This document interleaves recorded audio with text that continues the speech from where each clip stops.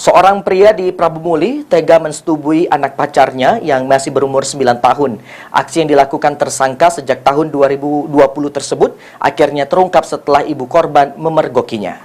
Agak seru nih dua perkara ini rekan-rekan. Aksi tidak terpuji dilakukan oleh JH alias Jopi, warga asal Kelurahan Keban Agung, Kecamatan Lawang Kidul, Kabupaten Muara Enim, yang tega menyetubui anak di bawah umur yang merupakan anak pacarnya.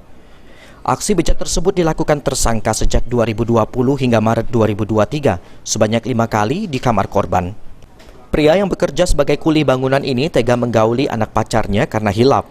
Aksi JH sendiri terbongkar setelah ibu korban sekaligus pacar tersangka melihat anaknya menangis dan juga mendapati bercak sperma di spray korban. Tidak senang dengan perlakuan pacarnya, EF akhirnya melapor ke unit PPA Polres Prabu Muli dan CH diamankan di kontrakannya di Kelurahan Sukajadi, Kecamatan Prabu Muli Timur. Berapa kali? 5 kali. Di mana Pak itu? bedeng itu lah Pak. Di bedeng itu. Nah, posisi emaknya di mana waktu kau? Ada di rumah Pak. Jadi, tak mana kau ngakai? Di kamar. Anaknya di kamar. Emaknya di kamar. Emaknya di kamar. Tidur. Kunci lagi tidur. Kau kunci. Bukan. Ngapa kau tertarik dengan anaknya?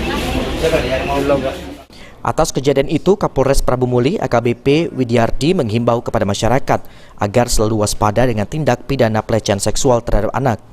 Karena pelaku kejahatan seksual bukan hanya dari orang yang tidak dikenal, namun orang terdekat bisa jadi pelakunya. Waspada bahwa tidak semua itu dari orang yang tidak dikenal, namun kadang orang yang dikenal pun perlu juga kita waspadai. Bahwa pelaku kenal baik dengan orang tua korban, namun dengan ibu muslihat dia jual seperti ini. Ini menjadi pembelajaran bagi kita bersama supaya tidak terjadi. Kira-kira demikian.